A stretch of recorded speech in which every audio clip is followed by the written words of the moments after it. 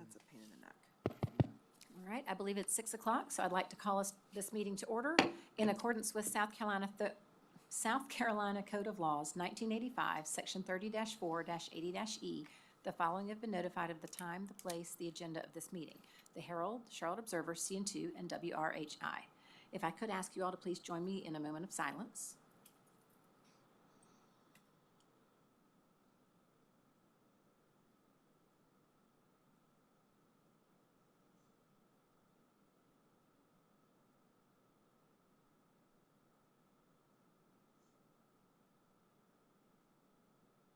Thank you. We'll now stand for the Pledge of Allegiance. I pledge allegiance to the flag of the United States of America and to the republic for which it stands, one nation, under God, indivisible, with liberty and justice for all. Thank you. You may be seated. You have all received a copy of the agenda. Were there any adjustments or corrections? No, ma'am. No, ma'am. That will stand with unanimous consent then. And our first item is public participation. I do have one card, so Amy Myers, if you want to come on up. If you'll state your name and address, then you'll have up to 5 minutes to address the board. My name is Amy Myers. Can you guys hear me? Yes. Amy Myers, 928 Wood Apple Lane, Fort Mill, South Carolina, 29708 in the Willow Bend Enclave neighborhood. Good evening, members of the board. Like other families, my family and I moved to Fort Mill for one reason: the schools. We chose this district because of the reputation, the teachers, the safety, and the expectation that when we drop our children off in the morning, they are in the best possible environment to learn and grow. And let me be clear, Flint Hill is a beautiful school. My son Dylan is in Miss Powell's kindergarten class, and he is thriving. The teachers and administration are incredible. This is not about the school itself. This is about the fact that as parents, we no longer feel comfortable sending our child there. And that should stop you guys in your tracks.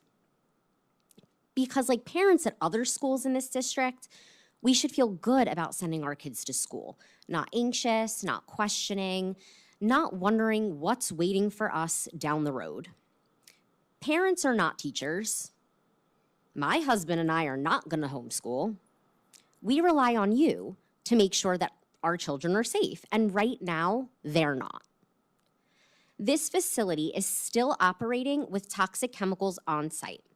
Chemicals like hydrofluoric acid, silane, all of which have been confirmed on site. These are not harmless. These are classified hazards that can burn, poison, and ignite on contact. Let's stop pretending that this is just assembly. Their own documents say that these materials are stored in bulk, piped into production lines, and actively used in the manufacturing processes. So it's not a warehouse. It's not light industrial. It's a chemical manufacturing operation. Silfab came to York County to manufacture solar cells. The millions of dollars Silfab has invested in this facility in a light industrial zone at their own risk highlights the mismatch between their operations and what this area was legally designed to support. And it's still there, right next to Flint Hill Elementary and soon to be middle school.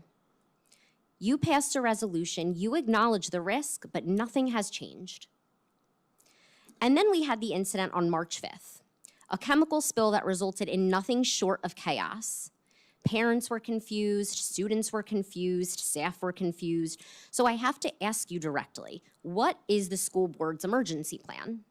Because what we witnessed that day did not look like a plan at all. It looked like panic.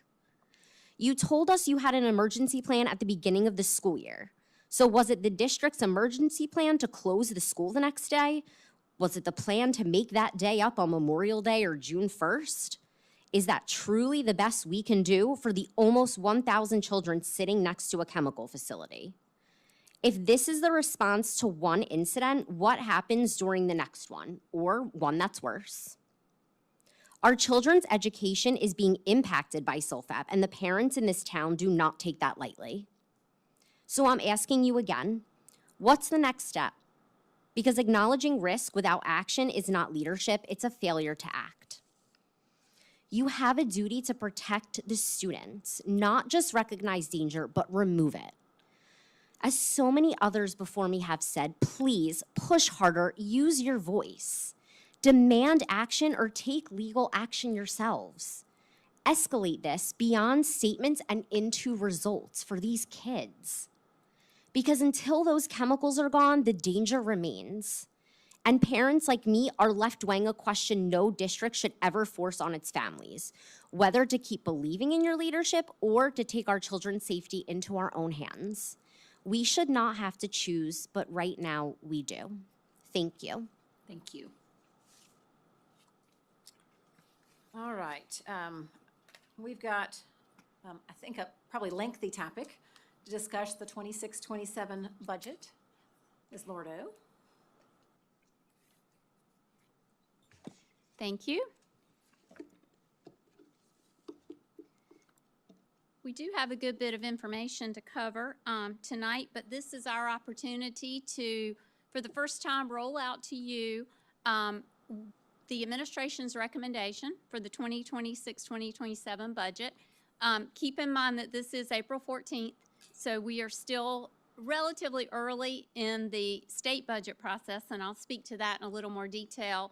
But this recommendation to you this evening is based on what we know to date as far as the state budget, and then what we're projecting for property tax revenue, which is the other large piece of the revenue side of our budget for next year. But tonight, we would like to start, I'm going to share a little bit about where we are in the state process, and then just as a reminder to everyone, this is really the culmination of several months of work. We start this process in January. As the state begins their budget process, we're beginning our local budget process. We're looking at enrollment projections by school, by grade level, by classroom for next year.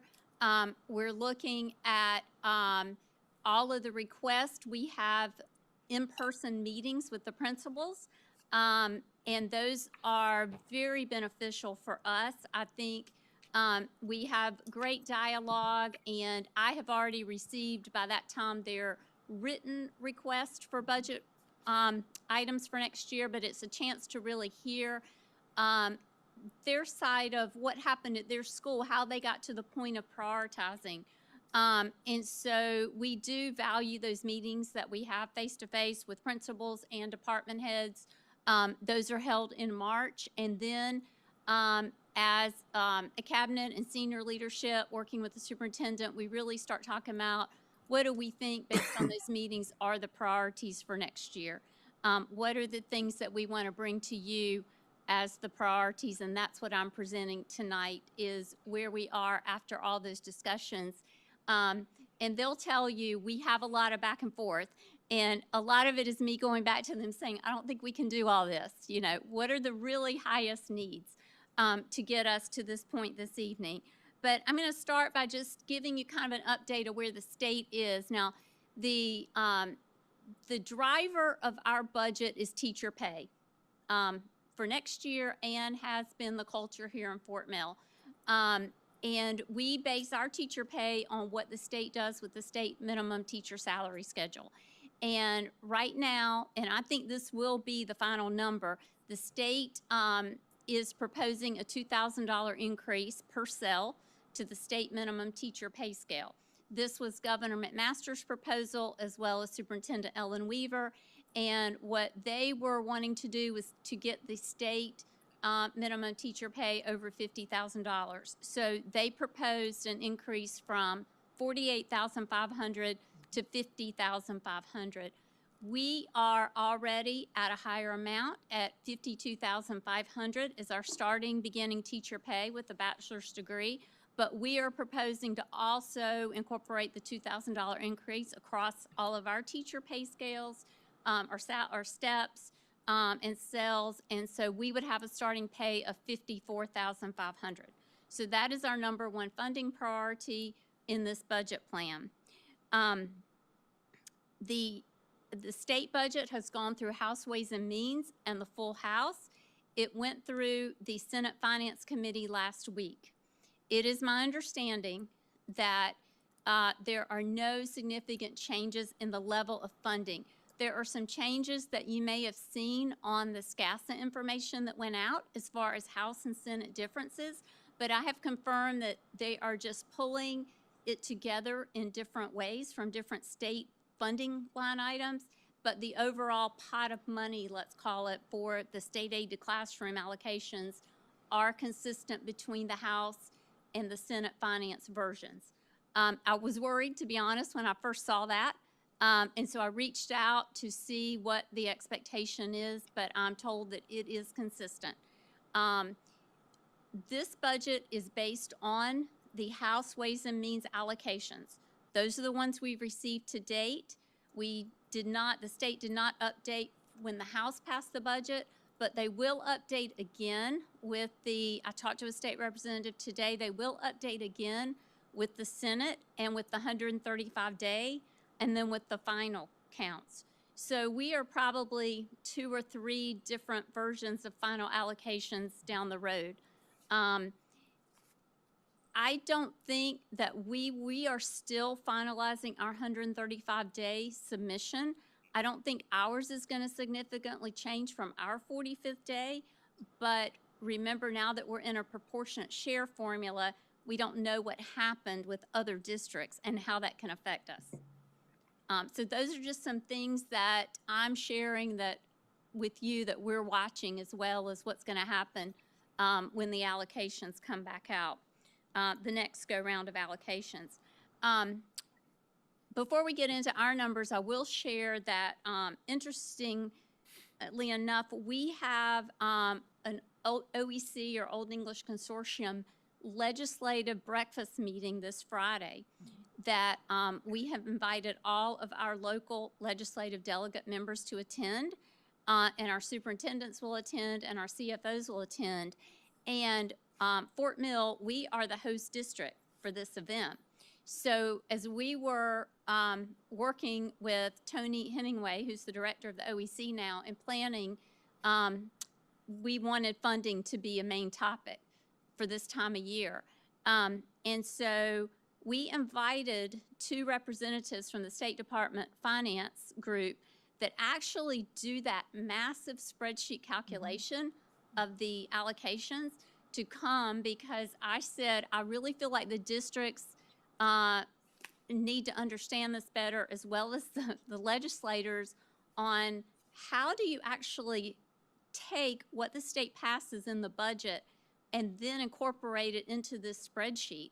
You know, I'd like to hear you go through step by step of how you pull the numbers and how you look at this. So I am really looking forward to hearing this and learning more about how they do this and what happens with this spreadsheet calculation. And then I think I can relay that to you all to help you understand it as well. But I think that's going to be very beneficial for us to hear Friday. And also, I ask each district to come up with some key points of their own local budgets, some consistent points, like what is your teacher pay increase going to cost in your district? What is your step increase and fringe going to cost? Any other significant budget considerations, like for us, it's opening a new middle school, do you have? And I've asked each district to maybe take 5 minutes and report out to the legislators there about what's going on in their district. That way, even the legislators can hear from 9 districts. So I think that's going to be very helpful, very helpful discussion for us Friday. And we'll report back to you at the next meeting on what happens with that and what could come of that, hopefully.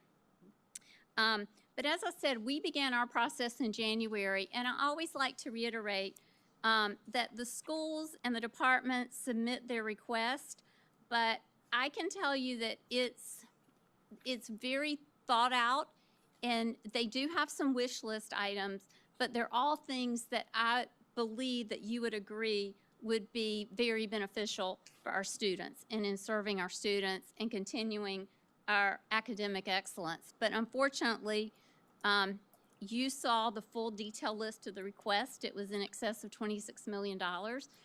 We just don't have the revenue funding source to do all of those items. But the requests are very thought out, and I appreciate all the work that the school administration does before they send it to me, and then I share it with our cabinet. But I think that what we're presenting tonight, we feel like that we are still committed to academic excellence here.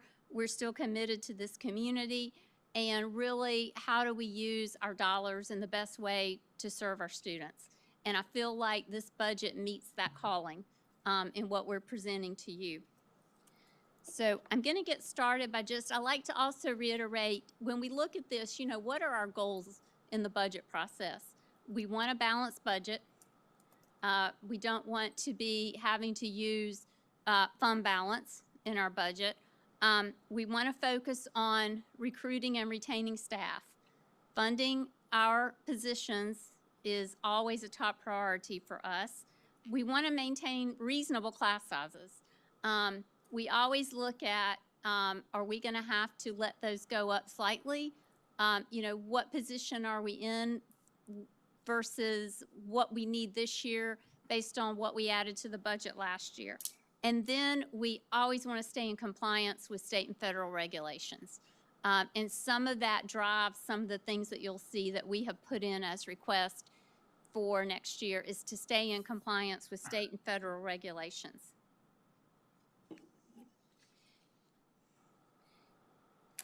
So the proposed 26-27 budget would total $271,683,005. On the left, you'll see the revenue side, and on the right is the expenditures. This revenue budget is based on a tax millage increase of 10.5 mils, and we'll talk about that in a little more detail. It's based on the education funding for the state aid to classroom, as I said, based on the House Ways and Means allocations that we've received, and then some other state funding such as the retirement insurance, bus driver, supplemental pay. Miscellaneous are things like interest earnings. We have about a dozen tuition paying students where they own property in the district in accordance with state law. And then this budget is based on a contingency transfer of $3.5 million to open Flint Hill Middle School. The expense side, as you can see, we would still be operating with salary and fringe costs at about 89% of our total budget. We are a people-based business, and the second highest line item is operations and maintenance, and that is about 6.2%. So if you add the first two categories of expenses, that's 95% of our budget. And then everything else kind of falls out in the next 5% of our budget. With our department allocations, our per pupil school allocations, that is what I call our school budgets, where we allocate to each school $110 per student times the projected enrollment for next year. We will look at it at the 45th day next fall. If they have had significant growth, I can generally allocate them a little more. If they have less students, I don't take funding away. We just hold it consistent. And also we include in there the difference in what they would receive in the instructional fee that parents pay and what they're not collecting for free and reduced students, because free and reduced students do not have to pay the instructional fee, so that per pupil school allocation funding includes that as well. And then the others, such as running our activity buses and some of the other department allocations we do district-wide, and then the SROs, school security is a big part of that $5 million as well, with our contracts with local law enforcement and for the SRO program in our schools. So the total proposal is $271.6 million for next year. This is an analysis of where we are with the state aid to classroom funding. And as you can see, the state breaks it down between the state general fund and the state EIA funding. And you can see that we are going to lose funding of $605,773. We knew this was a possibility from what we were hearing. They also have pulled out CTE funding, Career and Technical Education funding. They have pulled that out of the formula, and we will account for that separately next year, but that's also very restricted money as well. So it's coming out of the big pot of the state allocations. So without that piece of it, we are going to be down $605,000. If you add the retiree insurance line item and the bus driver line item, those are increasing slightly, so we're netting $171,000 in the loss. That's pretty much a break even. So we didn't lose significant dollars, but we didn't gain enough for that number one funding priority of increasing the teacher pay scale. And the state promise is that when they fund the state aid to classroom, they are funding it based on a $2,000 increase in the state teacher salary schedule. But we will not see, if this holds true, and I think this will hold true or close to these numbers, we will not be able to fund from state money the increase in the teacher pay as our number one. And we're not alone. You have probably begun to see, like I have, a lot of newspaper articles from districts around the state as they're rolling out their budgets. And a lot of the districts are already saying they're in the same situation with funding. So Is there a hold harmless intention this year? there's a hold harmless. Okay. They did increase the hold harmless year from, it was based on your 2024, 2023. They're upping it to last year. But the hold harmless only comes into play to make sure that you're not losing from the prior year, and it counts the CTE money. So Okay. if you counted our CTE money, we would not technically have those negatives. Do you see what I mean? Sort of. So I- are we accounting for our CTE expenses Separately, separately and Correct. differently because of? correct. And we've netted that, Okay. yes. So we lost, but we didn't lose. We lost, but we didn't lose enough to gain any hold harmless funding. Yes, In a state that's revenue is Yes. growing astronomically. so, as you remember, I've shared that the South Carolina Revenue and Fiscal Affairs Office had made, Frank Rainwater had made 9 recommended changes to the funding formula. The House nor Senate Finance has adopted all of these changes. They have picked a couple. One of the things they picked is not to our benefit. They decided to include the allocation for the health insurance piece through the formula. So that's not good for us because it then harms districts with a higher index of tax paying ability and a lower poverty Right. rate. So districts that have higher poverty and a lower index of tax paying ability are going to get more of the state share of insurance funding.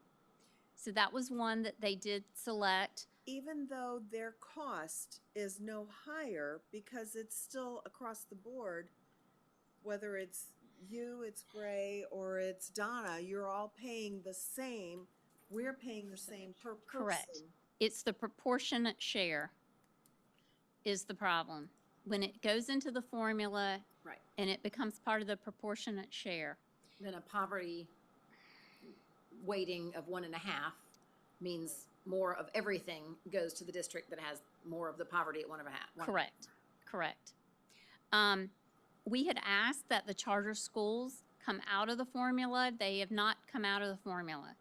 They have made some small tweaks in this spreadsheet that I'm hoping to understand better after hearing them speak about the details of it Friday. They have made some changes in how they are putting in the numbers for charters, but they are still part of the formula. And I can tell you that looking at it, their weighted pupil units are, traditional districts are about 92% of the total state weighted pupil units. The charters are about 8%. When you look all the way over at the final funding column, the charters received about 15% of the funding. And the traditional districts received 85% of the funding. So the charter add-on weightings are still significantly affecting the traditional districts because they're receiving an additional 1.25 for brick and mortar charters added on to the 1.0 for every student. And then they also receive any other special weightings like gifted and talented and things like that. And then virtual are receiving 0.5 extra added to the 1.0. So it's very misleading when you look at this and what they did on the charters has not accomplished what we were hoping would be accomplished with the charters. So that is still affecting us. But those were the main things that they updated out of the Frank's recommendations. And as I said, I'm hoping to understand that a little better after I hear someone say how they actually plug this in. But remember, the state funding is not based on an amount per student. They take the statewide projected weighted pupil units and they divide it by 11.2 for a teacher to student ratio. And that gives them the amount of money that needs to be in the pot. And then the pot goes through this proportionate share formula. If that makes any sense. No. So it's very, very, I see. Yeah, very right. different now. It's very, bad very math, no different. matter So how you that, slice that's it. what we're working with. It's coming to I think our fifth graders that were doing math today, when we Yes. visited them, would have a better chance of figuring this out. Probably so. Probably so. So let's talk about where we are just based on what we've been given at this point in time. This is a projection of our local revenue. You can see that based on our tax collections this year, which were positive, we feel comfortable increasing the value of a mill from $360,000 to $400,000 in these projections. I'm also comfortable with increasing interest income a little bit for next year. And then, as I said, we're pretty consistent with the number of tuition-paying students that we have right now.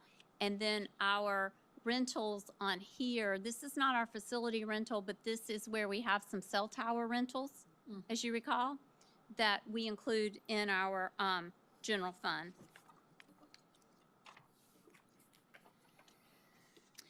Also, this property tax number includes the 10.5 mills. So just to kind of recap of where we are on that, that I had shared at the last meeting, the allowable millage for you to consider based on the Act 388 formula is two components. One is consumer price index and one is the growth for our district. The consumer price index, which is applied to all districts, is 2.63%, and our growth was 3.81%. So we are still one of the probably top 5 highest percentage in growth when I look at the full chart across the state. So that's 6.44%. So you apply that to last year's or the current year millage, the bills that went out in October, and you could increase millage by 19.7 mils because our current millage is 306.6 mils. So that's where you get 19.7 mils. But these revenue numbers for property taxes are based on 10.5. That we feel like would generate $161,113,000.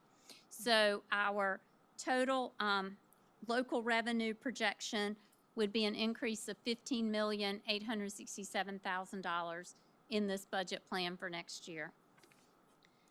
We talked about the state. This is just a recap of where we are with the state projections, based on the other slide, the detail.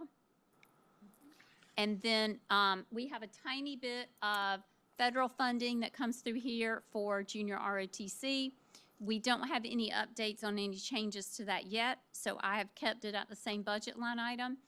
And then, this would include a transfer requirement from the contingency funding of $3.5 million for Flint Hill Middle School.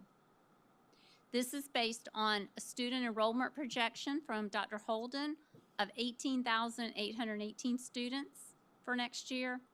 And then I included on here also the countywide millage would stay the same at 30 mills. And as you recall, that is a countywide millage for the 4 school districts. 1 mill goes to the highest poverty district, which is York School District. And then the remaining 29 mills are divided among the 4 of us based on our 135-day average daily membership. And we are now, we have been for a couple years, we are the highest student enrollment of the 4 York County districts. So we're getting slightly over 38% of that 30 mills. Does that make sense? Of 29 mills.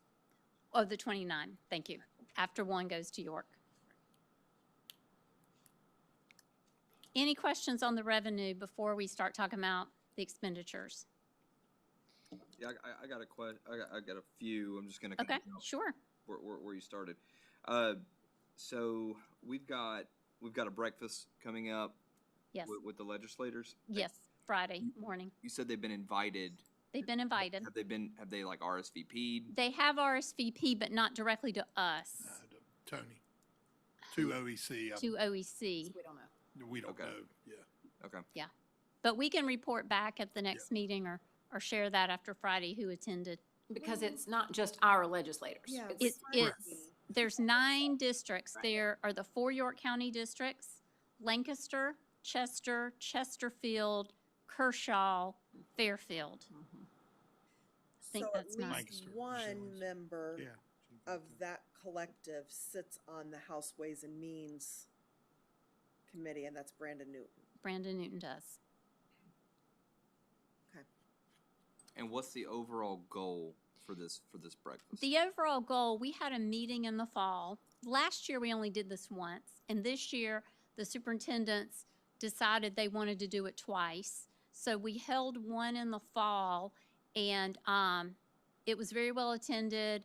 The key topics there were a couple bills, not anything funding related, but a couple other bills that were anticipated to be under discussion in the House and Senate during this session. But this one, we really wanted the focus to be on funding since it's budget time for them as well as all the local districts. So the And- goal is to just have more an open discussion and answer their questions or allow them to hear from us as far as where we are at this point in time with our local budgets. And that's why I've asked each district, I did a little spreadsheet, and I asked each district to put in some of their key data that we could then share. I'm going to have a handout to give to our legislators. And then I've asked each district to speak for about 5 minutes, just quick. Okay, what's your situation with your funding right now? What are you looking at in your district? And the legislators know that this is the topic for discussion? I think they probably got the agenda. Did they get a detailed agenda? I know I got an agenda. I think they got an agenda Yeah. with the invitation. I will say, this kind of started last spring, actually with Ms. Lorda. I got to give her props. She scheduled this last spring with our legislators when the charter, that was the first year the charter schools were in the spot. Right. And we made some headway with our legislators from that meeting. So talking with Tony Hemingway of the OEC, he felt it was good if we got all the districts combined and got all of those legislators from the OEC districts to hopefully help make some change at the state level. So, And we agreed, we said we are more than willing to host, but it worked out so well. We had the meeting in the fall at the Baxter Hood Center, and it worked out so well that we decided to basically host it there again It's a central location, and the room space was excellent. Oh, thank you. Okay. Any other questions, Mr. Rowe? Okay. So let's talk about the proposed expenditures. As is customary for me to do, I have categorized these for you. Category 1 are the things that we feel like are, I hate to say must fund, but they're almost like must fund or cash out the door. A lot of these numbers are based on the current year, what I'm seeing in the current year expenditures. I'll tell you some of the most difficult things to budget for a school district. One is utility cost. That is why we are now in and have been working on our energy program with some of the equipment changes at our schools, because the utility cost, it's amazing what it costs to operate 21 facilities and soon to be 22 facilities. And that's a very tough one to budget. Another one that's very tough to budget are substitute costs, especially for how many long-term absences you're going to have in a school year. And then the third one, as I was thinking through this, is transportation. It is very expensive now to operate all the buses that we operate, and they're running 7 days a week. You would be amazed at how many after-school evening trips we have Monday through Friday, and then how many weekend trips that those buses are operating. So those three things are very difficult to budget. And so I spend a lot of time looking at where are we this year, year to date, and how did we do meeting the actual to where we were with the budget plan for this year. But category 1, I don't think any of these things would be surprises to you. As I've said, our number 1 priority is the certified staff teacher pay increase to $54,500. We've also added the 30th step for next year. We had a goal to get to 30 steps because that's what the state minimum teacher salary schedule is. But I think now, just looking ahead, we'll probably come back in a year from now and say, let's keep going to 34 steps, because that is where the new state retirement formula for younger teachers entering the profession with the new calculation to meet the retirement requirement would be 34 years for them. So we're probably going to want to keep going, just to give you a heads up with that. We're seeing a lot of districts across the state who are going in that direction already. And so I think that'll be important for us as well. But this would increase us to the 30th step for next year. The cost of living increase for the other salary schedules. In the past years, we have based it on the percentage of beginning teacher pay, meaning a bachelor's degree at 0 years experience. What is that percentage increase, whatever the dollar amount that we put on the scale? That number for next year is 3.8%. But because of what we saw with the funding that we share with you, we have built into this plan 2.5% cost of living instead. And that is based on what is the average cost of living, what is that $2,000 going to mean for us, for our average teacher pay? So a teacher who is in the middle of the scale, it's 2.5%. Does that make sense? For the cost of So living. instead of just using the starting. Instead you're of just using the starting, we're using the average.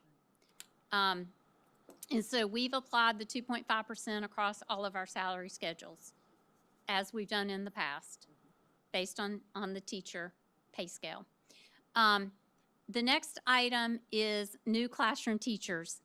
And let me keep going through this list. I'm going to come back and talk about that a lot, because you're probably thinking that's not very many new teachers for the number of new students that we're expecting. So that is a net number. So I'm going to talk about that in a little more detail. Same thing with special ed assistants, 4. So 4 new teachers, 4 new special ed assistants.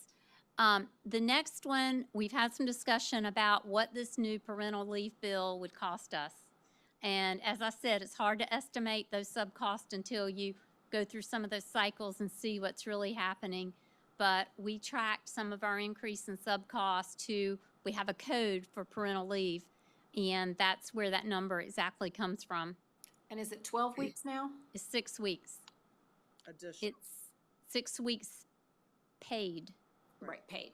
yes, Just an example of another unfunded mandate. correct, And one that we appreciate and support, but yeah. But it's correct. The not 12 getting weeks is still being proposed, but is Okay. not passed. All right.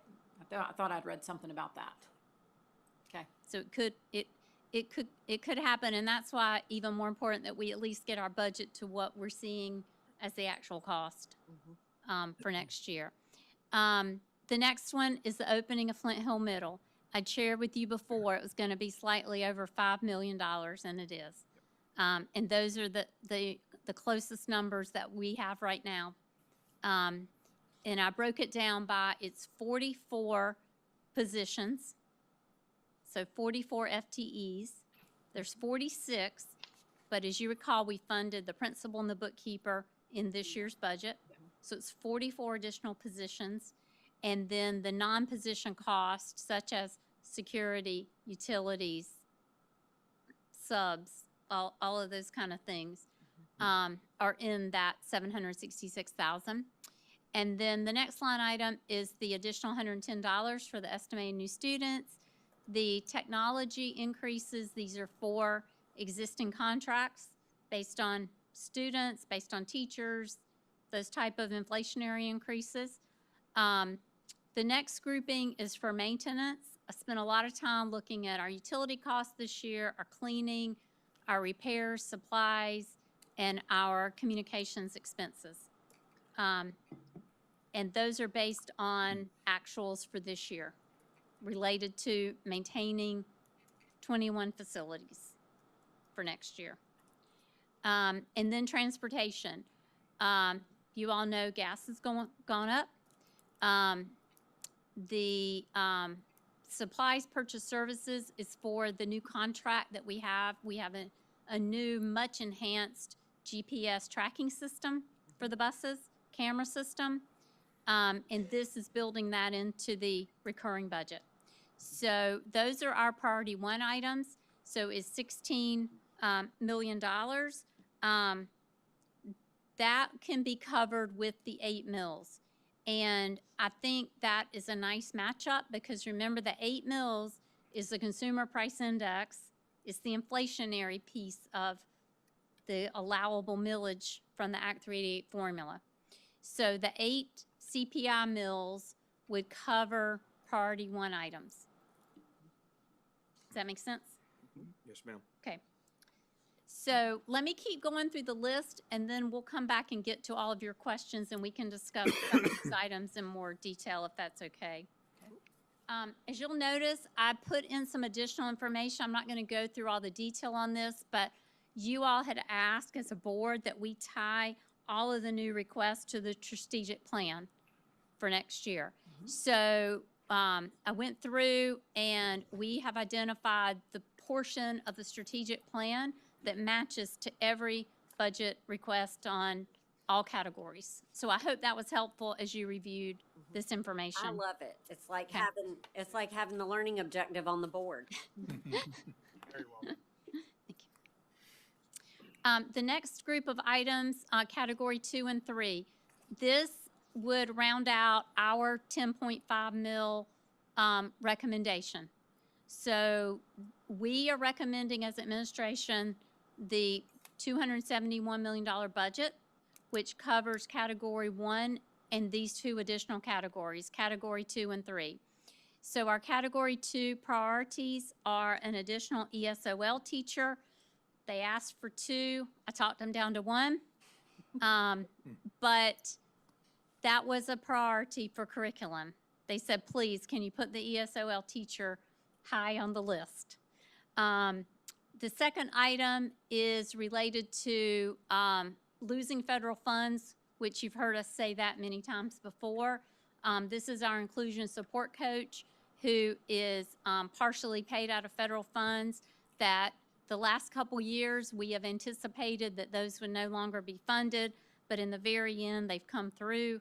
but we feel like it's really important that we get that built into the recurring budget. So this is not any new services to the students, it's just maintaining, and to the teachers, it's just maintaining this position. The third item is a new position. This is to help us when we open the building across the way. We call it Building D, that's going to house special services and security. Rich Todd and his team will be in that building. We need someone up front. Because we're gonna have a lot of training with the nice new training facility there as well. We're gonna have a lot of people in and out of that building. So we think it's important that we have someone up front. So we're calling this a receptionist / 504 data manager, which the 504 data manager piece is a special services request from Dr. Maziarz.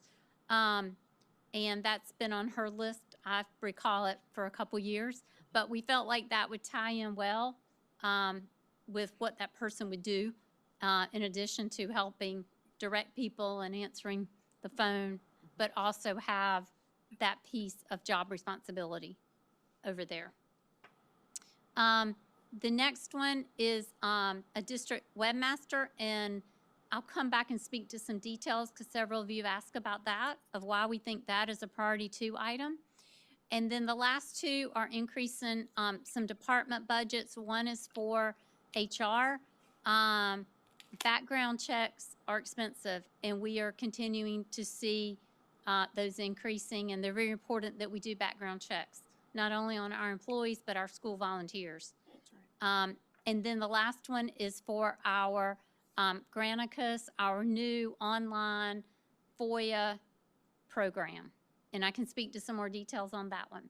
But we felt like those were the priority 2 items, and that would require an additional mill. Because remember, a mill's $400,000, and those total $358,000. Priority 3 is to increase general fund athletic and band extracurricular. We currently allocate only $22,000 per athletic program and $22,000 per band program to our high schools. That has not changed since 2009. That has not changed since I have been here. I double checked it. I was pretty sure I didn't remember ever changing it. But 2009, we have not increased that amount that we are giving the schools to help with everything related to athletics and band. Being a budget cut year, I suspect that is a reduced number. It may be a reduced number back from when, 7 before the cut. yes, Yeah. yes. Well,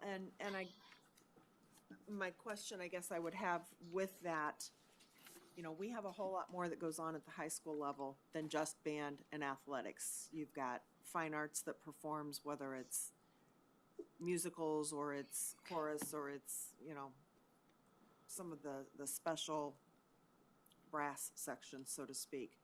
Where does that fall into any of that funding share? So they have, all of our extracurricular programs have multiple revenue sources, meaning some of those that you mentioned have ticket sales from events. Sure.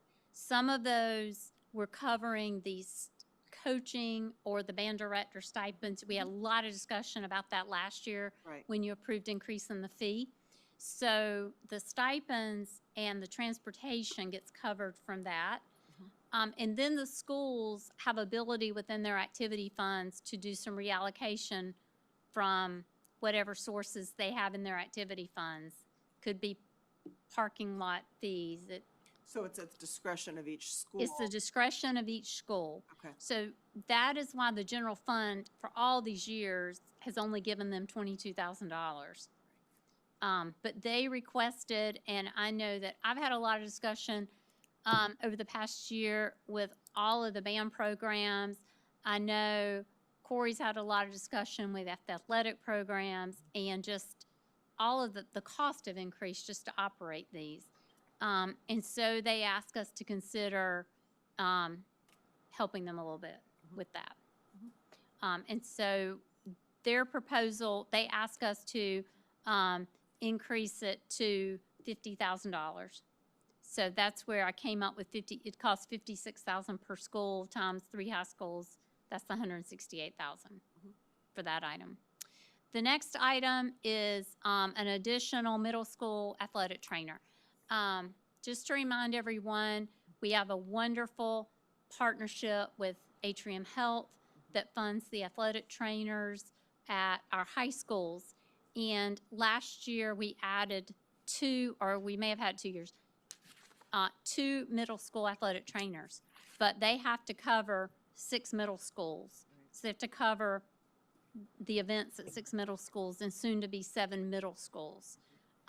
So we have also had this as a request kind of on our radar for a year or two, but we feel like it's really important from a student safety aspect for our athletes, our middle school students playing sports, to have an additional athletic trainer to help in the responsibility of the key games, whether it's football, basketball, or 2 of the big ones that they can't even get to all of the events now. There's so many across the district at the middle school level. So this is 75% of the cost. Atrium would cover 25% of adding that additional athletic trainer. The next item is ESOL instructional loss. Once again, this is another one, loss of federal funds for ESOL instructional materials. And that was a curriculum budget request. And then the Classroom Mosaic district subscription, that was one of the top curriculum requests for next year. And so we felt like that was a priority 3. And then the last one is the high school testing coordinators. I'm going to go back and tell you what we did on the elementary request to meet their number 1 request and the middle school's number 1. This was the high school's number 1 request out of their list, and we had a lot of discussion about it, and we can talk about it in more detail. This was the high school number 1 request were the 3 testing coordinator positions at their schools. So those total $598,000. So that would require the additional 1.5 mils. So this is our recommendation. It's category 1, 2, and 3. But I'm going to keep going. We aligned it to the strategic plan, category 2 and 3. And then you always ask, well, what if we were really feeling like we needed to do the full millage? What would the administration recommend? How would you use those funds? And this is how we would use the funds. Our category 4 item is to finish out 4 math coaches at the elementary schools. I can tell you the ones that will not have a math coach next year are TAK, Kingstown, Gold Hill Elementary, and River Trail. Those would be the 4 schools that these math coaches would go to. And then our category 5 priority, I'll be honest with you, when we went into back in January, February, our leadership team, we all had the thought that we want to add more pre-K classes. We want to kind of get ahead of when we're going to open the new early childhood center. And so that was our desire, but looking at our funding situation, that is why those things haven't made it into our recommendation for you. But we had a lot of discussion about the importance of that. But this is what we would do with the additional millage. We would add 2 regular ed pre-K classrooms. So you need 2 teachers, 2 assistants, and then we would match it with 2 special ed pre-K classrooms. So you need 2 teachers, but you need 4 assistants for those classrooms. And then to round that out, we would recommend that instead of pulling in $3.5 million out of the contingency to open Flint Hill Middle, we would only have to pull in $1 million because we would bring in $2.5 million additional revenue from the tax millage. And we would be reducing our dependency on that contingency money and getting that school built more into the recurring dollars. Does that make sense?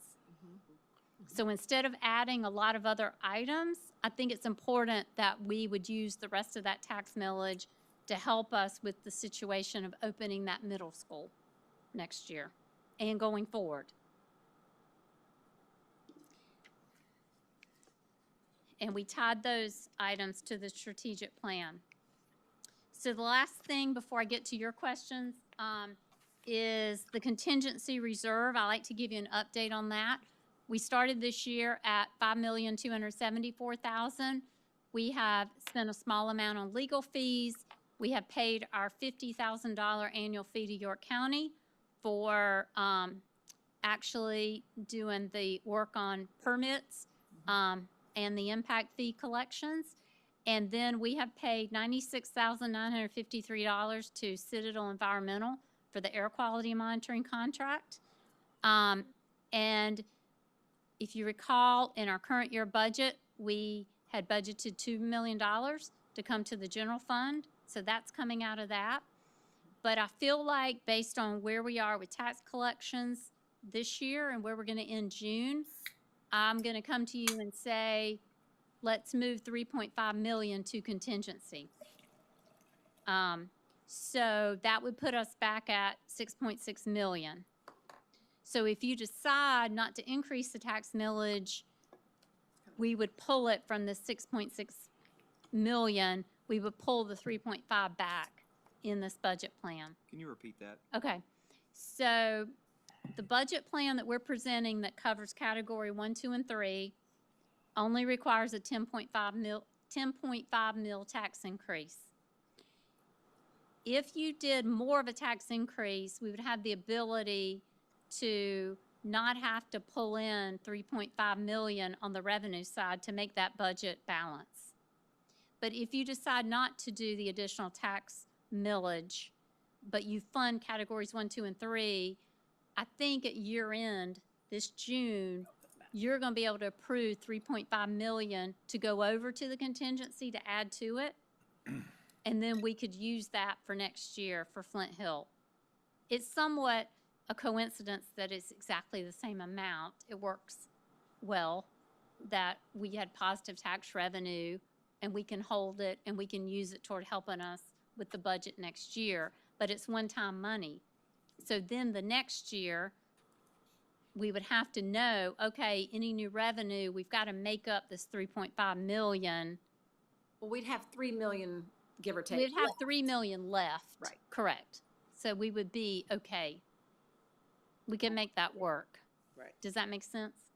No. Which it's always Okay. a plan to wean off of that It's contingency. always a plan to wean off the within contingency. a couple of years of opening a new school. Yes, yes. So, let me just share a couple other things and then I'll get to your questions. As I said, when you looked at category 1, I'm gonna see if I can, I don't know if I can go, oh, here we go. If we go back to category 1, and you look at 4 new classroom teachers, that's a low number for us, a very low number. When we began looking at the student projections from Dr. Holden, by school, by grade level, the need was 2 new high school positions, 2 new middle school positions, but 13 less elementary positions. So that's where we started. So these 4 new classroom teachers are going to be the 2 high school positions that are going to Catawba Ridge High School, and the 2 middle school positions, one's for Pleasant Knoll Middle and one's for Gold Hill Middle. Okay? So that's where our growth is. That's where those 4 classroom teachers are going to get allocated. So we started really working together as a team. I can't tell you how many discussions we've had about this and reworking these numbers. But we started thinking about, okay, how do we use these 13 FTEs that we think we can lower overall our elementary number of teachers by? Can we repurpose them? for next year. Instead of when we have a resignation, just automatically saying, okay, we're gonna fill that class. We're looking at exactly how many projected students, how many grade level homerooms are needed at that school for next year. So out of those 13 shifts, which is coming from resignations, retirements, and things like that, we have been able to cover the number one elementary request, which was getting started on these math coaches. So they requested 8 to complete every school having an elementary math coach. We were able to fund 4. And so that's why you saw 4 on category 4, okay? And curriculum worked with the elementary principals, and they collectively decided which 4 were the highest need for next year, and then that's how we came up with the 4 that you can expect we'd bring that to you the next year to finish funding that. So And is that based on the schools where the math scores would indicate the greatest need for Yes. assistance? yes. So we felt like we tackled addressing the number one request by the elementary principals. The number one request by the middle school principals were to finish out math interventionist positions at all of the middle schools. So we needed to add 4. So we have added 4 from shifting these 13 FTEs. So that's already in process and they've been hired. So we felt really good. We've accomplished the number one elementary request, the number one middle school principal request. And I share with you the number one high school request was the testing coordinators. Okay. We also, for special ed, I went back to Dr. Maziar's because special ed had originally requested 14 teachers and 29 assistants. And I said, okay, I really need your bottom number. I really need I need your bottom number. We have this conversation every year. Yes. So the bottom number were 4 special ed teachers. We got there. We funded 4 special ed teachers. That's already been in process. And 10 special ed assistants. We got to 6. That's why you see 4 on this list, okay? So we've already funded the majority of those most critical needs for special ed as well. Now, she probably wouldn't say that was the most critical because it's several $million of requests. But I can't tell you how we have collaborated. I mean, as a team, we have worked together so well to really get to the point of presenting this to you this evening of the net numbers. And I just wanted to share what all's been going on to get to these numbers and why you're not seeing a lot more new positions on this list. As far as category 1 and 2 is all the work that we've done on really analyzing all of our FTEs and any that we could repurpose. And our principals have been great and understanding with working with us on that. So it is an ongoing process, and this is where we are on April 14th. And you can imagine it changes daily if we get a resignation or retirement. And we think that we could potentially, we'll always see some shift in those over the next couple weeks as well. So, but I'm really proud of what we've been able to do to accomplish meeting some of those requests from the schools and not to have to put that on the list as a completely new position. So I wanted to share that with you. Ms. Lordo, I'd like to make Yes. a comment to try Sure. to put some perspective in this $16 million number. Similar to what you do when you, well, first of all, taking this into account as being have-tos, we really don't have much of an option. Right. All right. Following your logic, when you're budgeting new positions, you take a first year or an average, a certain average. I'll just say that. All right. Using that number that I remember you using last time, approximately, that translates into roughly 200 teacher positions. That if we had to cut somewhere, and we're running at around 90% salaries. Now, it's not all teachers but just using teachers as an example, that'd be around 200 positions. That seems pretty significant, Very significant. and so I just wanted to put that out there. And that reminds me of another number I wanted to share with you. We talk about what is our current Act 388 deficit? How much additional revenue would we be that number. collecting Ding, ding, ding. if we were collecting on 4% homes, primary homes, versus what we're collecting in the state funds that is Tier 3, which is supposed to make us whole. So the current deficit, we just got these numbers from the county, the current year deficit is $76 million, Just for the year. just for the year. Just for the year. And there's another 10 million-ish that is fee and lieu, Right, that is not yeah, being collected or passed on. to us. So I think if there's a place to go, and I think we're going to talk about this Friday, if there's a place to really emphasize with the legislators, because I don't think we're going to get anywhere with the formula now. I think it is encouraging or asking them to really consider we need more state funding to go into that Tier 3 allocation that is supposed to make us whole on what we're losing on property taxes on homes. Because that is across the state such a problem, especially with a district like ours where we're more residential. But $78 million is a lot of tax millage that we could reduce. Are there other districts that it is the other way around, where they're getting a boon out of the new formula instead of I 388? can't say 100%, but I'm going to guess no, Really? just because of the low amount of that allocation pot that gets distributed. Okay. But I can do some inquiry and see what I find out from some other districts. Maybe that aren't the faster growing districts or aren't That are, so much residential, that are shrinking, that are shrinking. That are right? It shrinking. Yes. makes me wonder. And aren't rooftops, they may have, now you've got a Georgetown where their manufacturing has started to go away and isn't being replaced, but they don't have the rooftops, nor do they have the rooftops coming like we have. But we can put some surveys out there and see if districts will respond and Yeah. get some data on that.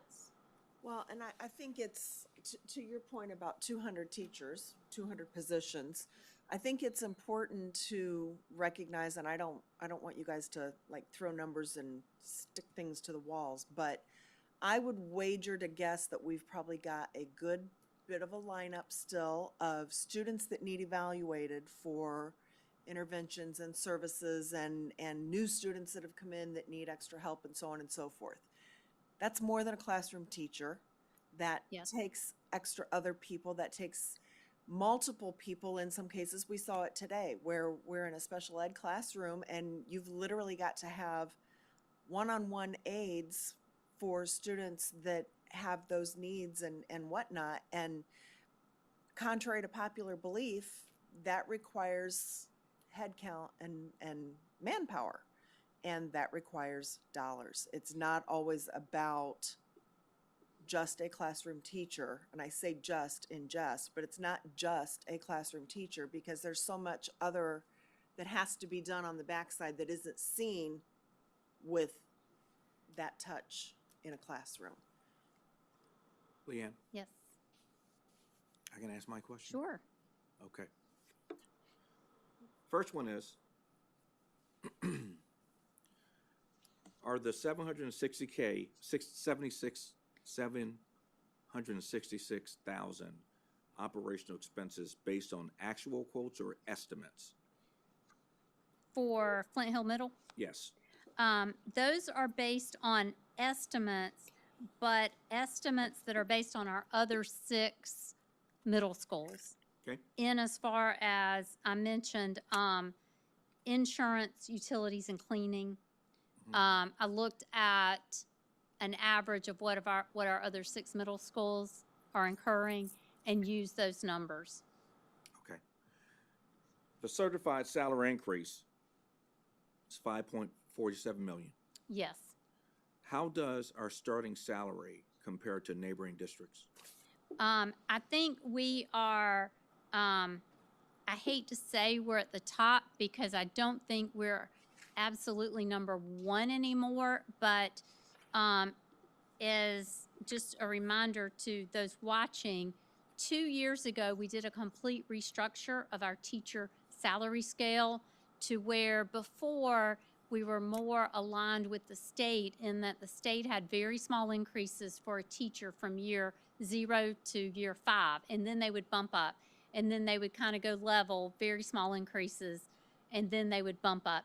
And we decided to completely restructure our scale to make it more of a benefit for teachers if they stayed with us over their career. And it does align more like this. So at that point, I believe one of our neighboring districts slightly jumped ahead of us on the beginning amount, Okay. but we were providing our teachers more of a benefit over their career. I'm hearing, I don't expect any of our neighboring districts will be able to fund a teacher salary increase over the 2,000. I'm hearing some of them say they could have to go slightly under, but they're hoping to do the 2,000. I think that's going to be the normal increase that we're going to see. And that's what I'm seeing across the state is no more than that based on the funding, state funding right now. Okay, so you mentioned earlier, and I've noticed 14 new SPED teachers and 29, and I know you all kind of made some adjustments, but I really would like to hear from Dr. Maziar, if possible, on what's driving the significant expansion. I would say in the past it has been growth, but I would say right now, it is a combination of growth and the intensity of needs. We've talked about it, not just special ed, but regular ed. We are seeing a mental health crisis. There's definitely been an increase in significant behavior in the regular ed classrooms and the special ed classrooms. We are also seeing a lot more medically fragile children, which requires more nursing support, more bodies in the room to make sure that they're being adequately supervised. Okay, thank you. Is that it? I got more for you, Leanne. Okay. How many of the funded positions are from grants that may expire? There's only 2 grant implications on this budget plan. Okay. One was that support inclusion coach position that we've been watching those federal funds for the past couple years. And then the ESOL, the Title III funds. There have been some prior budgets where we've seen a larger impact with federal declines. But that's a fortunate thing for us right now. Those are the only 2 that we know of for next year. Okay. If we need to reduce the budget by 5 to 10%, what items would you recommend cutting first? Normally, what we would look at, once we have a budget plan, and because, as I said, we are 89% plus positions, teaching positions, and so normally we will try to make it through the year and use our fund balance. That's the importance of having a fund balance that is 19% from a cash flow standpoint, so that we can get through that year and then look at cutting that 5% out of the next year's budget, because we only have, outside of positions and operational costs, we only have 5% to work with. So we could definitely make some small supply type cuts, but it would not have a significant budget impact for us. We would really need to, once again, that's why fund balance is so important. Okay. And then we would evaluate it going into the next future year budget. Okay. What metrics will we use to evaluate if the math coach positions are effective? Okay? Dr. Wakeson, please.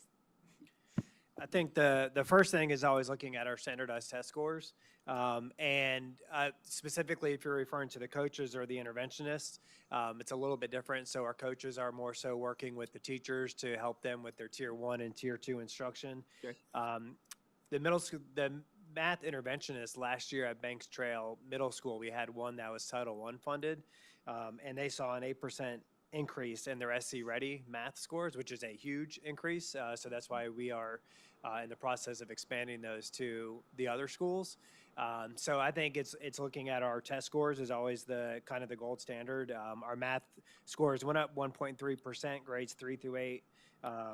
And then, like I said, at Banks Trail Middle School, a huge jump where they had the dedicated interventionist through Title I funding last school year. Okay.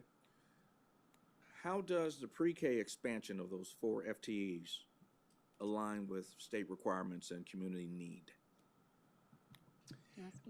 With community need, it helps us get to the point of being able to serve everybody. It does not get us there at all. We always have a bigger need than we can actually serve, but it helps us get there, and it helps us build up to when we open the early childhood center.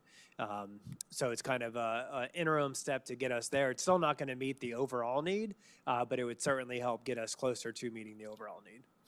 Okay, thank you. 2 more. And I just want to add also, you know, we've talked a lot this year about closing the achievement opportunity gap for students, and we see that piece, the early childhood education, as a key component of that, of getting more students access to pre-K to help them throughout the rest of their careers in school.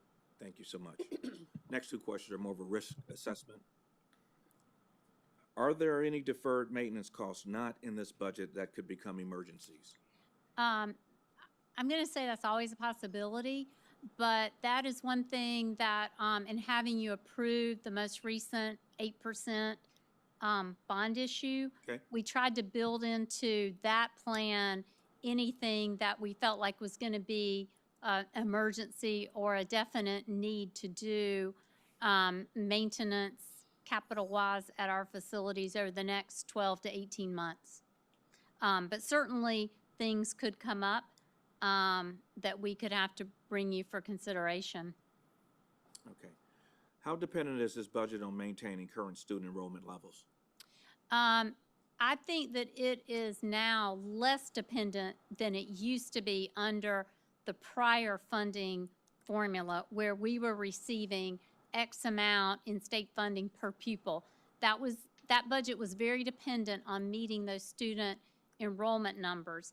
Now, with state funding on the proportionate share formula, it's less dependent on that because it's based on this teacher ratio, pupil-teacher ratio, and we really wouldn't see the effect of that until the next year, I if see. that makes sense. It does, yeah. Thank you. Sure. Other questions? Yes. Okay. And first of all, I just want to celebrate so many things on these priority lists are things that directly touch children. And I know you did not do this by yourself, but that's exciting, I think, probably for all of us to see that what you're asking for is to impact our students. You threw a lot of numbers at me, and so I want to make sure that I understand different parts of what you said. The authority to increase mills is based on some formulaic things. It is. And one of those you said was that districts with a higher index of tax paying ability did I write that down right? CPI index? Well, the formula is based on, it's based on state law. Okay. That came about with Act 388. So when Act 388 was passed and districts were no longer able to collect property taxes on homes, the state decided, okay, we're going to let you increase tax millage, but only by this formula. Okay. That is the CPI, Consumer Price Index, and that is a number that every district can apply. That's like inflation. Correct. That is inflation. And then your district's population growth. Okay. But And that that- is different. So that's on the revenue side of what you have authority to do. The index of taxpaying ability is part of the old state funding formula, the EFA funding formula, but it's still in play on this proportionate share. And so the higher your district is with an index, meaning tax wealth, it decreases the amount of state revenue, which is somewhat misleading because you're not getting that wealth. We're sitting with high-value homes Correct. that we do not tax due to Act 380A. Correct. But part of how they decide how much money we get is by how many high-value homes are in our district. Sort of, Yes. And they expect us to use the authority that we are given to raise millage based on CPI And growth. and growth Yes. to make up that shortfall, because basically they're saying they got rich people, they'll be fine.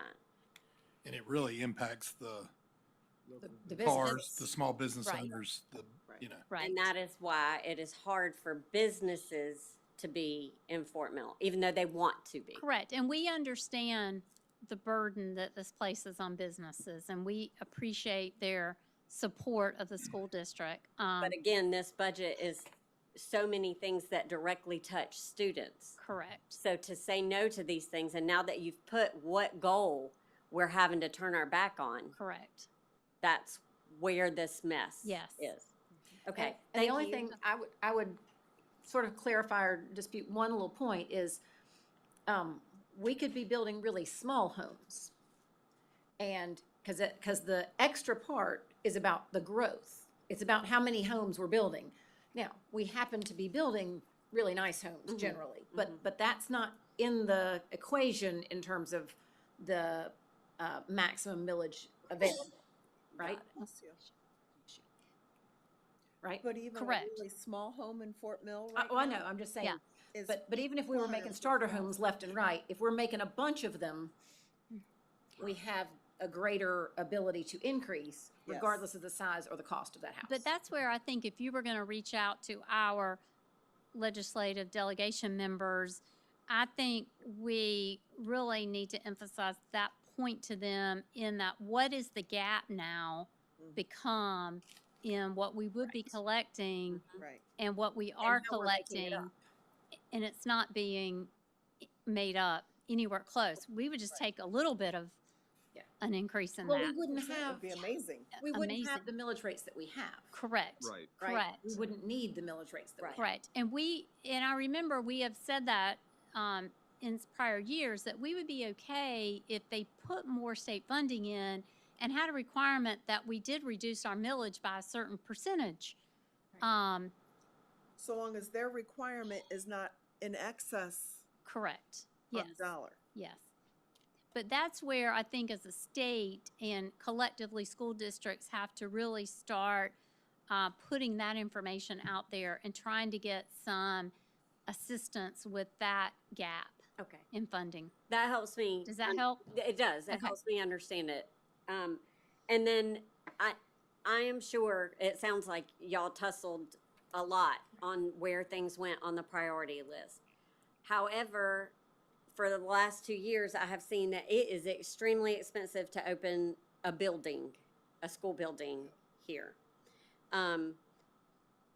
And if we delay adding pre-K positions now, will that not just circle back around when we open our pre-K and we'll just have a very expensive ask at that point?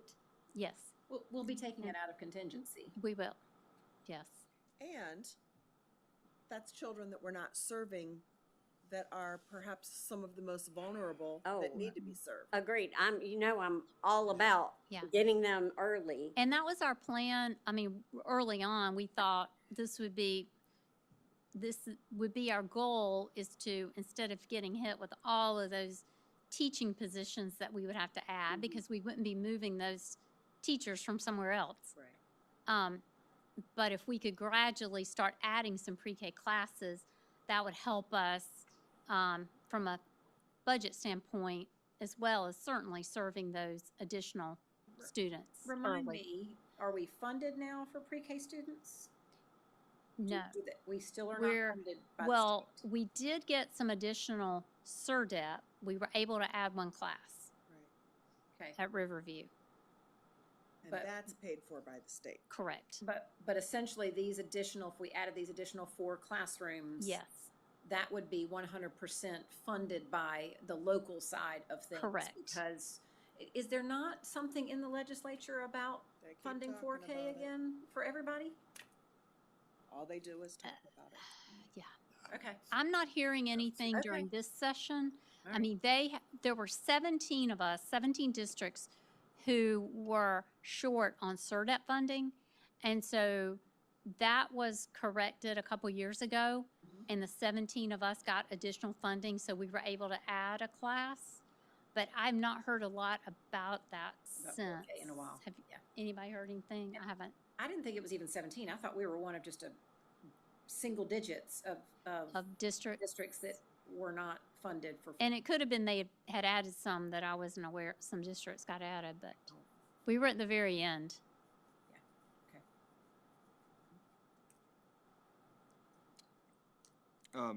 So 2.5% pay increase raise. Who all is that?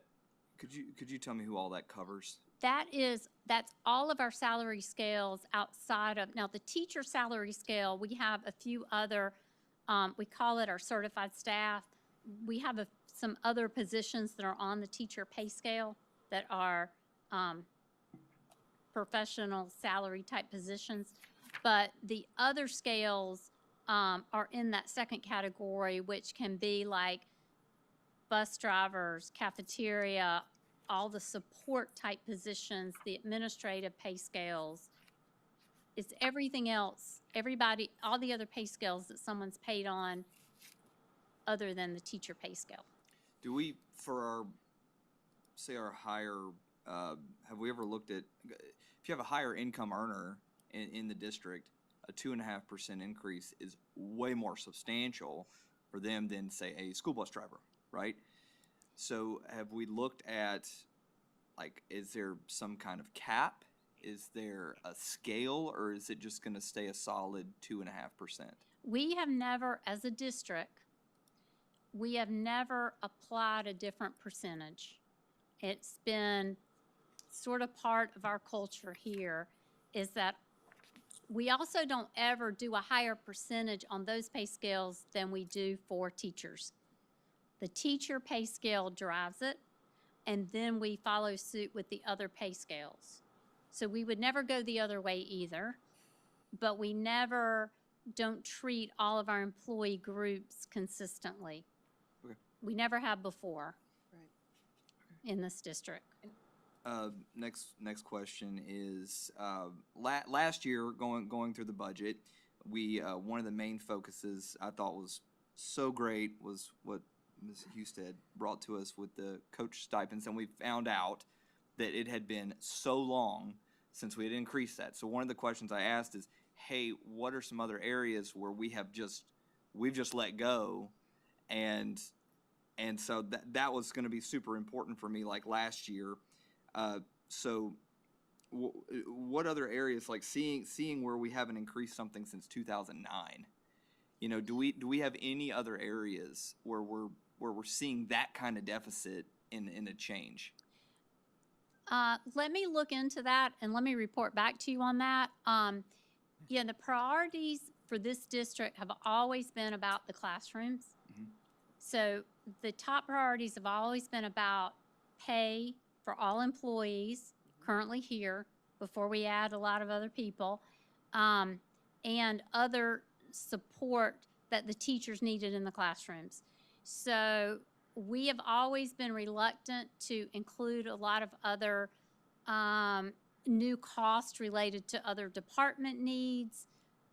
We've operated with a very minimum district office staff for many years in that regard, maintenance staff, bus driver, front office staff. I mean, we give a lot of consideration before we put anything like that on a list for you to consider. So yes, there are some things where we just, we get behind on it, but we get behind with the best intentions because we want to fund the things that 100%. Yeah, yeah. so let me give that some thought, and I can certainly report back at the next meeting if I think there's things, and let me talk to our team and see if there's things in their areas that they'd like to share with you.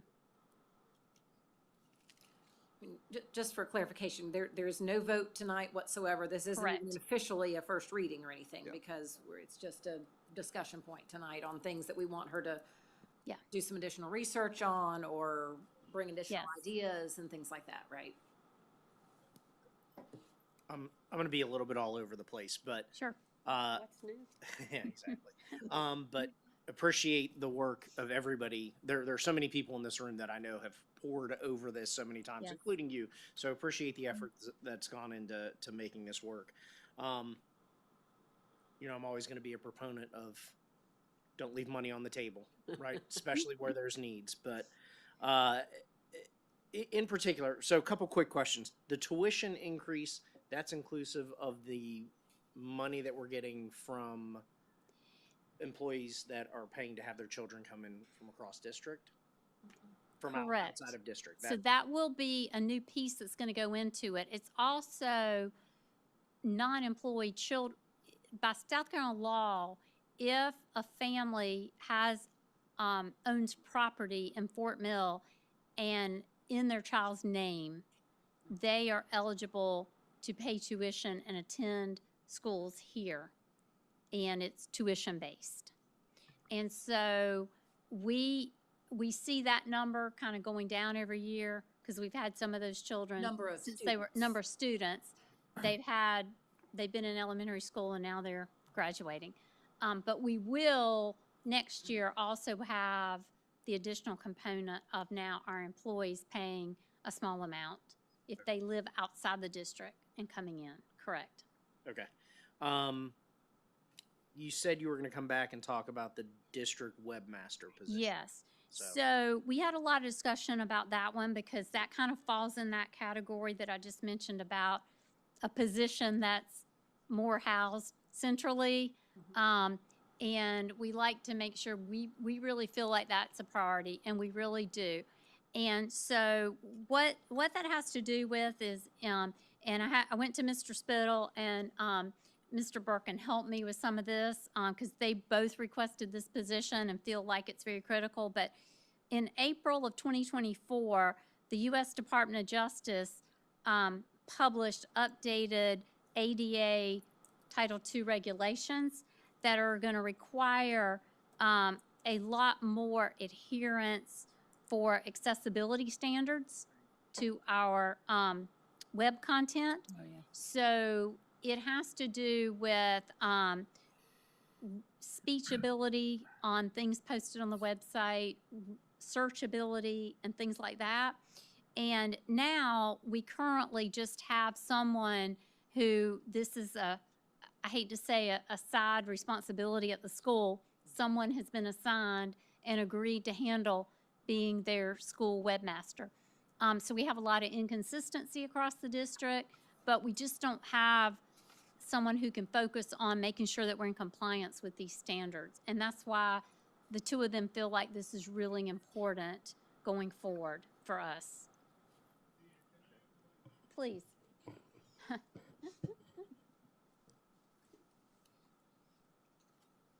One of the things I think, well, two pieces of this that are very important. Number one, when we say the website, a lot of people just immediately assume the district website and the school websites. Well, when you start counting those up where we're at now, we're at 22, about to be 23 with the new middle school, and obviously OGA has its own website as well too. But then you add in all of the athletic websites also fall under that, even though those are not housed as part of our district webpage. Under the law, those are our websites, so they've got to come up to standard, and that is one of the areas that is a big issue.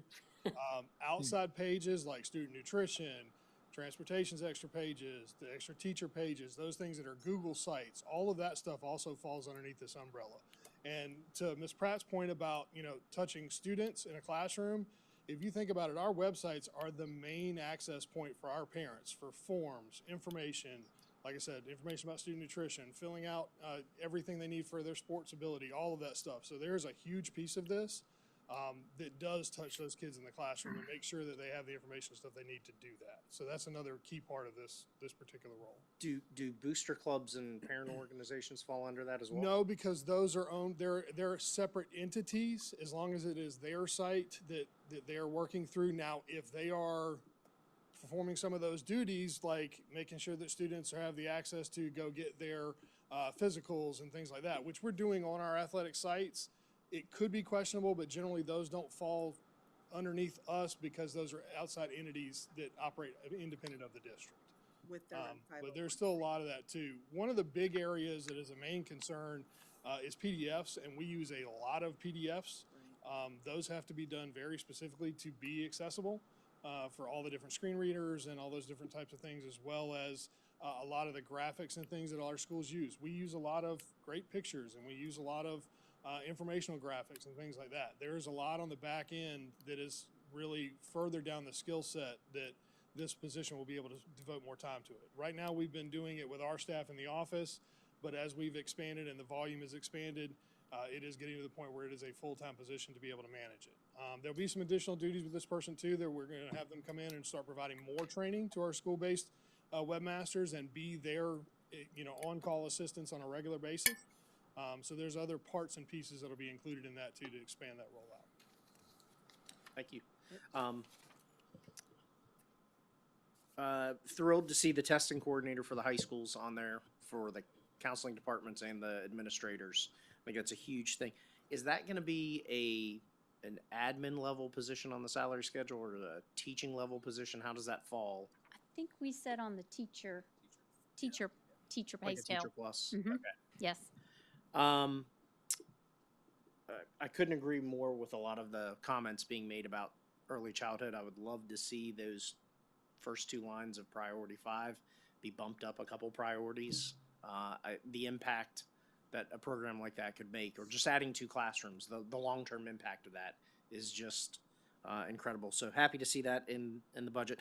And I know we're focused on 26, 27, but just out of curiosity, as we look out next year, is there any thought or discussion being made as we look at open school choice or open enrollment, how that's going to impact our budget landscape for next year, and as we start this process in January, what we're going to have to consider from a need standpoint? We have started some discussion about, we're definitely going to need some support, district office support to help with that. But as far as the way we're understanding it is that the final policy that will be adopted would not technically require us to have to add teachers because of that. That was one thing we specifically, I know the superintendents responded back and said, please have it in the final wording. Although that- we haven't seen the final word. But we haven't seen it, but that's how the superintendents responded, was that not to require us to have a budget impact. I think the big budget impact of the transfer rule, is that what you're talking about? Yes. I'm assuming? Yes. Yep. Will be the one position or maybe 2 positions. I don't know how many positions we would need at the district level to manage that. Yes. The transfer report, I think our understanding is that it would be budget neutral besides that.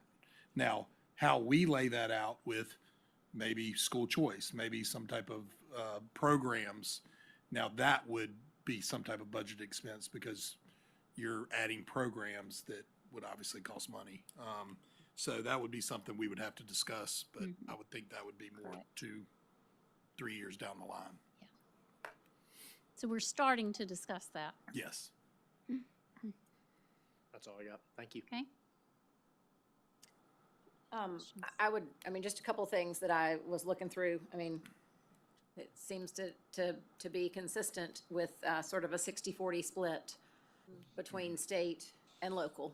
Yes. I was at, what was it called? Edunomics Conference a few weeks ago, which was very interesting because there were a lot of other districts from the state and everybody talked about it in 60-40, but it was the other way around for most of those districts, right? And they were shocked to hear that, oh yeah, we're 60-40 this way. I was also surprised, and I can share some of this information, but, you know, the average per student cost in the state is in the $18,000 to $19,000 range when you take total budget divided by students, and we're sitting roughly at 15 with this number. Yes. So I think it is still an awesome value proposition in the grand scheme of things. It's high, it's a lot of taxes, but when you look at the performance that we get for the 15,000 per student, it's a great value from that standpoint.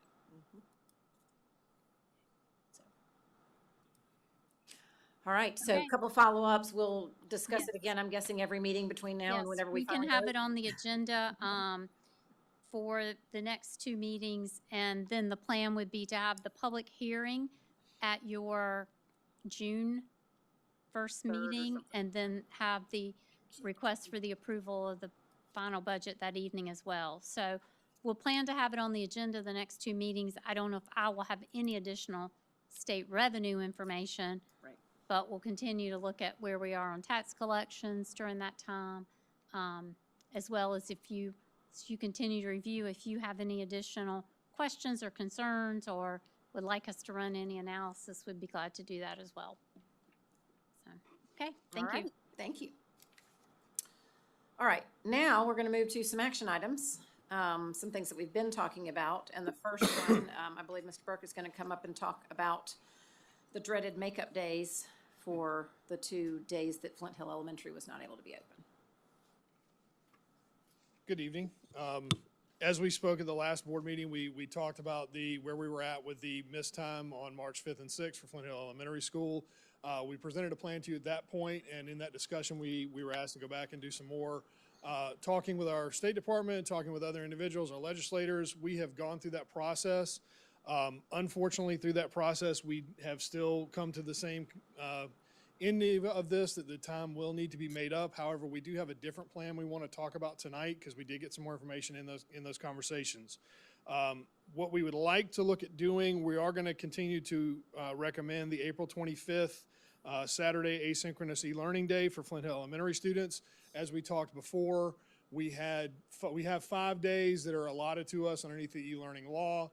We have used 4 of those previously for other issues, so we had 1 left over. So that would be accounted for that day. We talked to the State Department. They did indicate and tell us that we were approved to use a 6th e-learning day in this particular circumstance. So we have talked through with Principal Greitz and what we thought was best. They actually prefer the 2 e-learning days, 2 Saturday e-learning days versus the 1 e-learning day and the full day at the end of the school year that we talked about before. So the new part of this recommendation is to change Saturday, May 2nd, which is also, again, a Saturday, to a designated asynchronous e-learning day for those students. Ms. Greitz feels that that's a plan that they can put in place without any problems. They've kind of been preparing for that as a contingency depending on where these conversations went. So that's what we're looking at as a proposal. That would take care of both of those days, have us remain in compliance with the 180-day requirement. I know we talked last time about some options about how we could maybe adjust our calendar to get to that option, and unfortunately, that's not an option according to what the law has said. We've spoke to our legislators, the school department, State Department.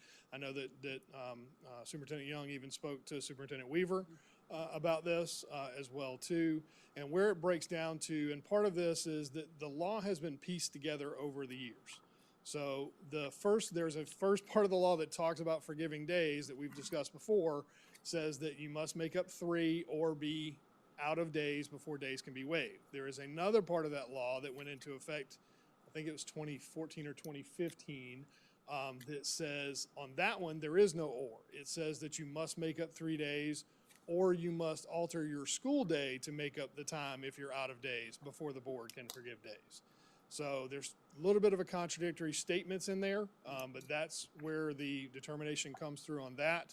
So where we currently stand right now, before I say that, also as a reminder, under the State Department's interpretation of the law, the e-learning days that we use on days that we close the schools do not count towards the 3 days that are stated in the law. So if those did count towards it, then we would be at a point where you guys could forgive. Now, having said that, again, we've used those, so we have not met the 4. The only 2 marked days we have left are the Memorial Day holiday and June 1st. Neither of those days really present a viable option for parents and students. To have students come in and have some type of at least quality instruction done. So that was why we looked at this plan of doing the 2 asynchronous learning days. Again, they are not ideal, as we understand that as well too, but they do offer the best option for our students to continue with their learning. Using the April 25th and May 2nd days, May 2nd, we picked that date because one of the state stipulations was that we get that 6th e-learning day in before we start state testing. Flint Hill Elementary has state testing scheduled for May 4th, so that would meet that deadline to have that day done prior to state testing starting on the following week. So I'm happy to answer any questions about how we got to this proposal. I understand, again, this is not ideal and not what the district administration or school district was hoping to have options available to us, but this is where we have come to that resolution. So recap for me, please, what the request for approval is. Yes, so we are requesting that the board approve Saturday, April 25th as a designated asynchronous e-learning day for Flint Hill Elementary students only. And then we are requesting that Saturday, May 2nd be designated as an asynchronous e-learning day for Flint Hill Elementary students only. To make up the 2 days. To make up the 2 days that were missed on March 5th and 6th. How is attendance marked for e-learning days? I would have to ask on that one as far as that. I got to pull Brian back out of my chair back there. Yeah, absolutely. There's a special attendance code specifically for e-learning days. I guess what I'm asking is, how do we know if the student, do If we Joe's mark two a kids are student both gonna be present? If they did or didn't do, how does that work with e-learning? So they're marked present Mhm. until they don't submit the work, and Okay. then it's changed to absent. The Okay. proof of the work is what makes it Is present. where you get to keep the attendance marker. Yes. And is Miss Greitz the person that verifies that the work has been collected? No, the No, the teachers. teacher is. Each teacher is. And in the event that a student does not complete the work and is marked absent, it is the equivalent of any other absence throughout the year, whether it's Correct. excused or unexcused, and teacher notes and all of those kinds of things. Correct. And Parent notes. help me out, but I believe in our plan, we give students 5 days to submit that work. Yeah, it doesn't have to be done on the Saturday. Correct. Absolutely does not have to be done on the Saturday. I get that. But if 5 days later, it just isn't turned in, it And attempts counts are made towards during the. the school day to overall. encourage them to do that work. Okay, Yep, does that help? yep. Go ahead. If we were out of makeup days, let's go back to this again. Yes, If we were out of makeup days on our calendar, yes. what would have happened? If we had not used 3, then you would be the same options. We'd be either looking at doing this, or we'd be looking at extending the school day by a minimum of 1 hour per day for the total number of hours that are missed. And that's really the 2 options that are available. So if you're out of days, have not made up 3 days, those are the options that are a remainder of it to you. So, and actually, I've talked with Superintendent Young about this. This is actually given us an opportunity to relook at how we are handling days off moving forward in our calendar. So what we will do moving forward, if we have an upcoming makeup day that is available on the calendar and we have a snow day, we will probably transition those days later to use as a makeup day. If we're out of makeup days and still have e-learning days and we have the time to plan and prep for it like we have in the past, we will use the day that we're out to do the makeup times. And obviously, hopefully the situation is we never get to a situation where we've missed so many days that we're having to come to you guys. This is the first time in 9 years that I can remember having to go through this process fully for a second. So we are looking at how we're going to address this moving forward with our calendars as well, too. And that's kind of what happened, I don't know, last month, when it was a Monday, and because we had not planned Yes, for it, we had not exactly. sent anything home, Yes. we actually did use the We next. used our last we- viable makeup a day real that day makeup for day a for whole that one. district instead of It was just still for- e-learning, but it was Yeah. using a makeup of day, just not for that one day. school. Yeah. So why are we taking action on this? You're required by law to approve Saturday days. Saturdays. That's why we have to ask you for it. So what if we don't? Then technically, our students at Flint Elementary will be short 180 days in the Or academic we'll calendar. have to go Memorial Day. Or we'd have and to go Memorial the Day in last, June in 1st. June 1st. And what was the financial impact What if if they we don't don't do make that? these days up? Then they'll be short 180 days No, to count the academic year by the State Department's doesn't count. set. Like they couldn't go to the next grade? I mean, that, ultimately, the State Department has to State make the Department, yeah. determination on what action they're going to take, but by law, we're required to provide 180, we are required to account for 180 days. I mean, But you may I have know a we're- parent note. I know we're frustrated, but we're also a law-abiding district. And unfortunately, the law requires that we do some form of makeup for these 2 days. We're under an interpretation of the law. Yeah. That's the problem here. Yeah. Well, by everybody that we've asked, though. Our lawyers? Did we ask our lawyers? I think we've talked to everybody at this point. I've not heard from Dave about, but he's gonna, I know that our lawyers are gonna go with what the state law is. I mean, in the interpretation from the South Carolina Department of Ed, so, I can promise you our two representatives did try to help us. They did, Yes. yeah. Like, I emailed with them and texted with them. I know Gray Right. did, like, they've tried. And even the State Department, I think, is extremely sympathetic and wishes there was a better solution. But There is, but that's okay. There is. Rewrite the There law. There is, but Up. let's go. Let's get it over with. Superintendent Weaver did Come on. say that she would, be happy to write a letter stating that this is state law, and that's the reason. reason we're for having to do it.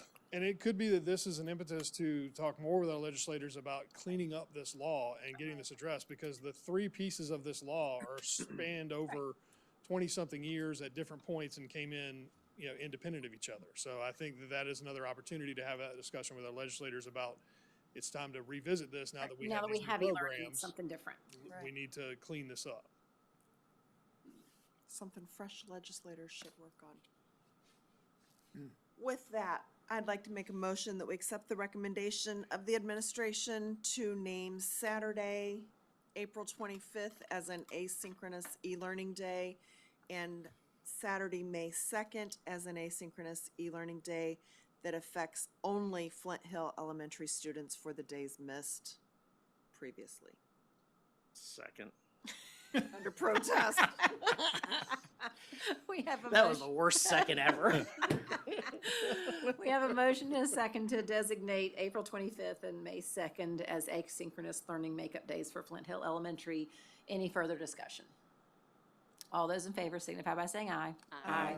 Any opposed? No way. The motion carries. Sorry. Write a parent Okay. note, Dad. Okay, you want to keep rolling? Yep, We just have gonna the hang out here. 27-28 calendar. Yep.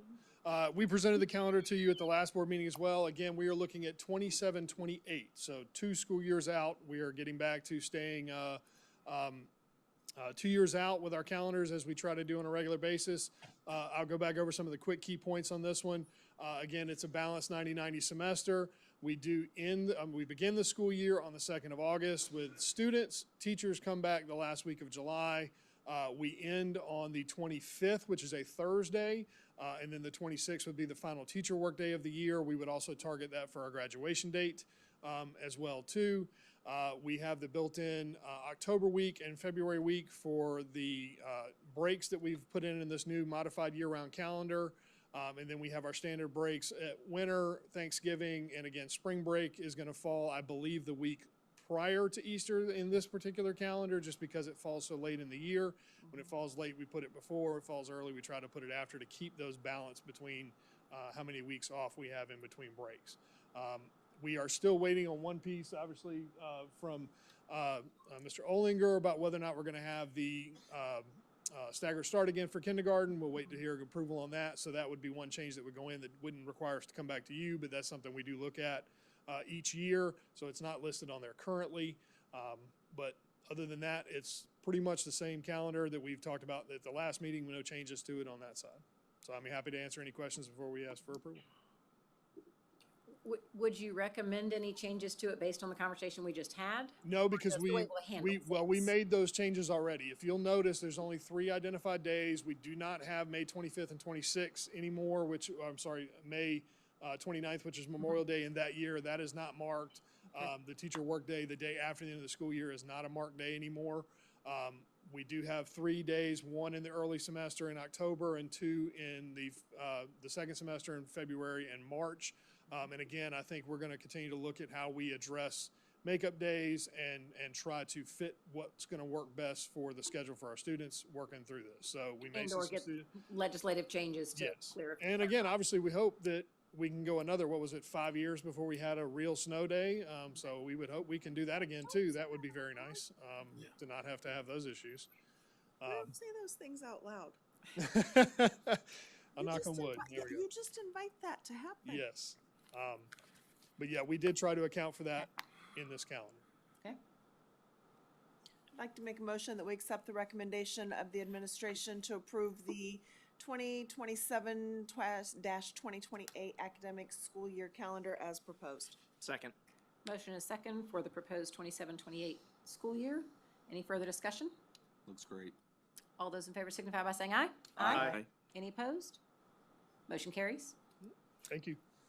All right, and we had one other thing. What's next? Strategic plan. We do. It's another Oh, yeah, good one. strategic plan. Sorry, it's on the next page. All right, strategic plan. All right, good evening, everybody. As you may remember, at the last meeting, I spoke to you all about the strategic plan with Matt and Renee. Just a quick recap, and then I'll answer any more questions that you might have. We're nearing the end of our 5-year district strategic plan. Due to changes with Cognia, that's who accredits us. Their review from them has been pushed back a year, so we will apply for an extension from the State Department on the creation of our new strategic plan so they remain in alignment. That's how it typically is, but since Cognia did some shuffling with how they serve the schools across the country, we're pushed back a year. So we're going to apply to the State Department for a waiver to keep those in alignment. And at this time, I'll answer any questions you may have about the plan and then ask for your approval of the annual update to it. I got questions. Okay, go for it. Lippy, really? Oh, No, I'm just No, I'm laughing. Okay. Are they Um, acutely clear questions? They are, for sure, yes. So I didn't get a chance to ask questions last meeting. I wasn't feeling that well, Okay. but I came locked and loaded tonight. All right, let's go. So the question I have for you is which goals are clearly on pace to meet 2027 targets and which are not? I think the vast majority are. Our academic goals are on pace, our communication goals, finance. The vast majority, I will say one that may not be on pace is the goal 4 area because it's changed so much. It was changed to personalized learning. We were going to partner with the State Department, with their Department of Personalized Learning, create a plan with that, but that department is no longer at the State Department. So we've kept the goal the same, closing the achievement gap and opportunity gap for our students. And in our SC Ready scores, it's getting smaller. Our graduation rate has expanded a little bit, the gap between our overall students and our students in poverty subgroups. So I think we're making a lot of headway in that area, but due to the changes in the goal itself, I think that has put us a little bit off pace. And can I add something to that, Mike? Every year when we look at our strategic plan, we're constantly changing the metric or the goal, because if we're meeting that goal, we're going to raise it for the following year. So, while we're on target to meet a lot of those, the majority of them, we're going to change it to Right. make it even higher. So Got that it. Yeah. does that make sense? Yes. Yeah, we're going to raise the bar basically. Right. With that in mind, if we froze initiatives today, which outcomes would still sustain in 3 years? We've seen a very steady increase in our ELA scores. But it would be hard for me to say if we froze everything we were doing, we would continue to see that success. I think we would always have academic success in our district because of the structures we have in place, and our students are great and our teachers are great. but I can't say that everything would keep going up if we had to freeze some of our professional development or some of the tier 1 and tier 2 supports we're giving our teachers, the coaching, our special ed coaches. So I think we would still do very well compared to every other district in the state, but we may not see the huge increases that we're used to if we were to freeze a certain area. What specific strategies are being adjusted this year for middle and high school math? So I think two things. I'll start with middle school math. We've added the math interventionists this year at the middle school level, 3 of them, so they're sharing.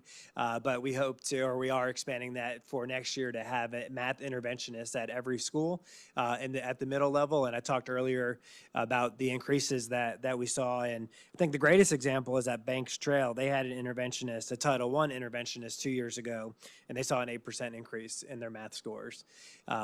So that would be a very targeted, focused area. We're doing the middle level high dosage tutoring where we have some of our students in need academically that are getting sustained tutoring over the course of 6 weeks. That would be another big area. With high school, our math specialist from the district level, Dr. Latimer, she has done a lot of work with our schools and our teachers at the high school level to increase our Algebra 1 scores. And we did see, don't have it with me exactly, but it was about a 10% increase as well, our math EOC scores, our Algebra 1 EOC scores. I'm good, thank you. Okay.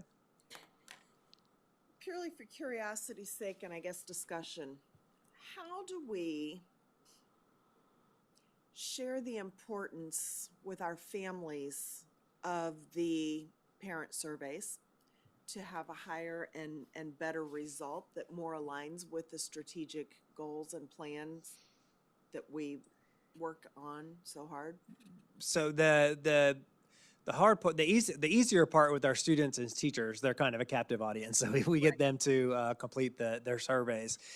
Matt, I don't know if you want to come up and maybe talk to some of the things that he does to kind of twist the arms of the principals to get the parents to complete It's almost like you want to have a computer lab day where you say, parents, come in and have computer lab day and. There's been all kinds of strategies tried at the school level for the parent surveys. It's always been a bit of a struggle.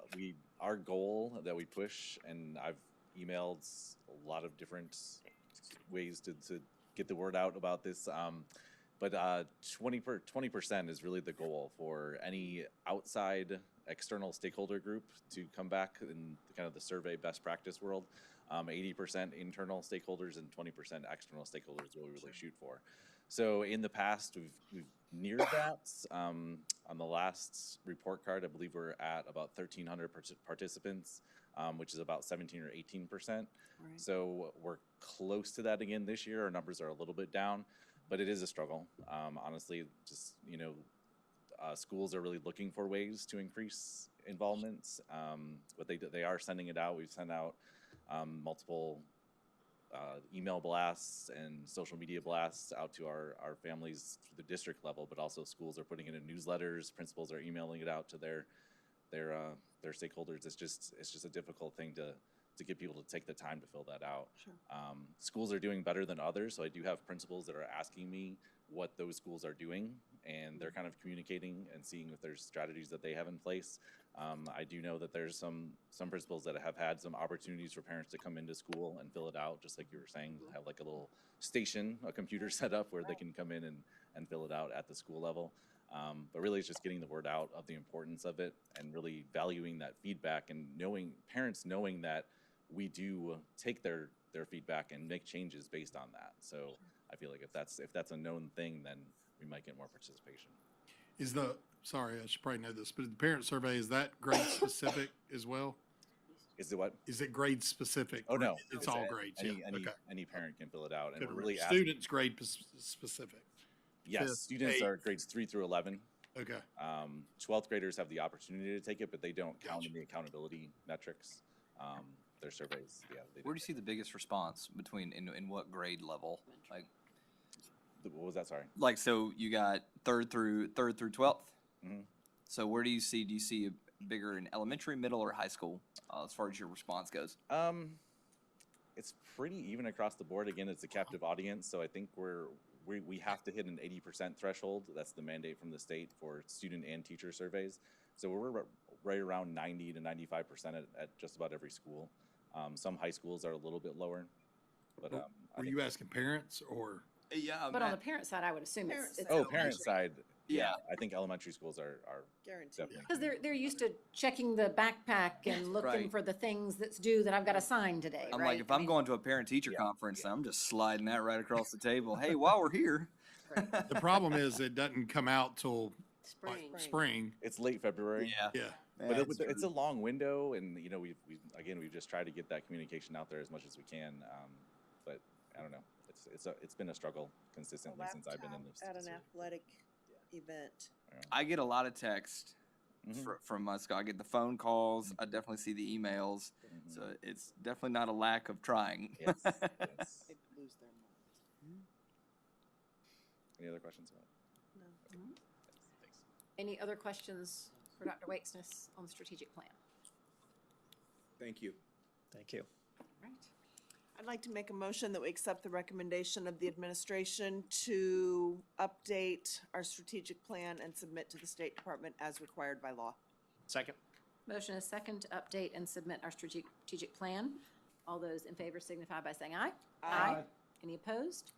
Motion carries. Thank you. And with that, we are now in need of an executive session to discuss personnel recommendations, legal issues, and contractual matters. Motion to go into executive session? Thank you all for joining. We will be back after executive session.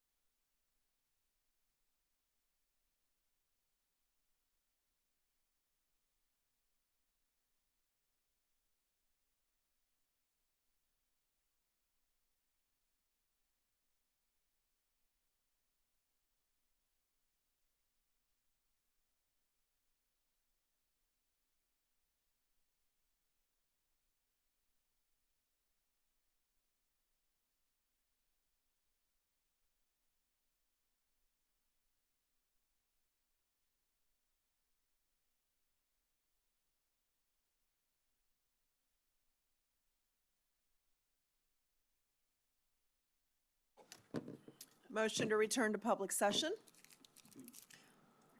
We are back in open session. While in executive session, we discussed personnel recommendations, legal matters, and contractual matters.